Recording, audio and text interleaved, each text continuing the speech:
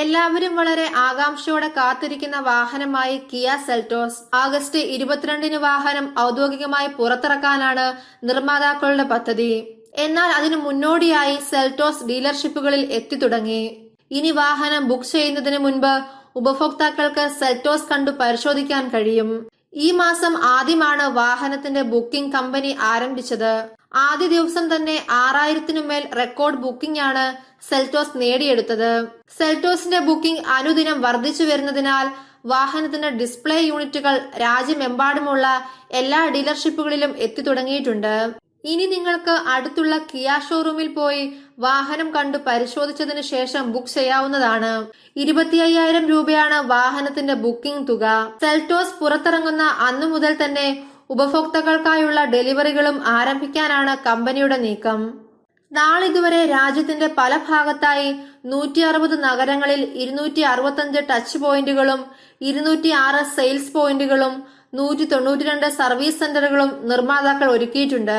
ഇതുവരെ വിപണിയിൽ തങ്ങളുടെ ആദ്യ വാഹനം പോലും പുറത്തിറക്കാത്ത ഒരു കമ്പനി ഇതാദ്യമായാണ് ഇത്ര വലിയൊരു ശൃംഖല സൃഷ്ടിക്കുന്നത്.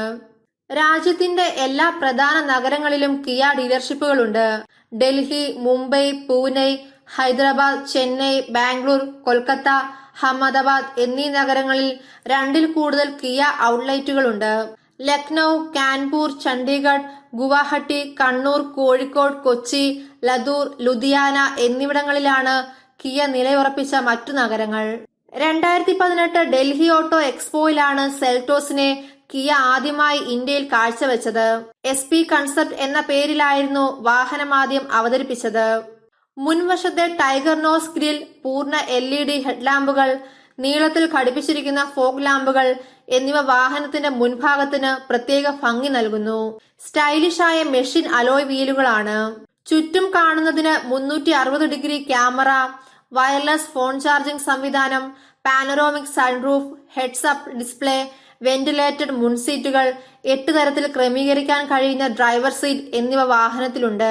അതുകൂടാതെ ക്രൂയിസ് കൺട്രോൾ, ഹീൽ അസിസ്റ്റ്, വിവിധ ഡ്രൈവിംഗ് മോഡുകൾ, വലിയ 10.25 inch touch screen infotainment system, വിവിധ നിറത്തിലുള്ള മൾട്ടി ഇൻഫർമേഷൻ ഡിസ്പ്ലേ, 8 സ്പീക്കറുള്ള ബോസ് മ്യൂസിക് സിസ്റ്റം എന്നിവയാണ് നിർമ്മാതാക്കൾ നൽകുന്നത്. Anti lock braking system, electronic stability control, vehicle stability management എന്നിവ വാഹനത്തിന് വരുന്നുണ്ട്. കൂടാതെ എല്ലാ വീലുകളിലും ഡിസ്ക് ബ്രേക്കുകളും 6 എയർ ബാഗുകളും വാഹനത്തിൽ കമ്പനി നൽകിയിരിക്കുന്നു. 2 പെട്രോൾ എഞ്ചിനുകളും 1 ഡീസൽ എഞ്ചിനുമാണ് വാഹനത്തിൽ വരുന്നത്. 115 bhp കരുത്ത്, 144 Nm ടോർക്കും നൽകുന്ന 1.5 ലിറ്റർ നാച്ചുറലി ആസ്പിറേറ്റഡ് പെട്രോൾ എഞ്ചിനാണ് പ്രാരംഭ പതിപ്പിൽ വരുന്നത്. 115 bhp കരുത്ത്, 250 Nm ടോർക്കും എന്നിവ പ്രദാനം ചെയ്യുന്ന 1.5 ലിറ്റർ ആണ് ഡീസൽ എഞ്ചിൻ. 140 bhp കരുത്ത്, 244 Nm ടോർക്കും നൽകുന്ന 1.4 ലിറ്റർ ടർബോ പെട്രോൾ ആണ് വാഹനത്തിലെ ഏറ്റവും കരുത്തുറ്റ എഞ്ചിൻ. അടിസ്ഥാനമായി 6 സ്പീഡ് മാനുവൽ ഗിയർ ബോക്സുകളാണ് വാഹനത്തിൽ വരുന്നത്.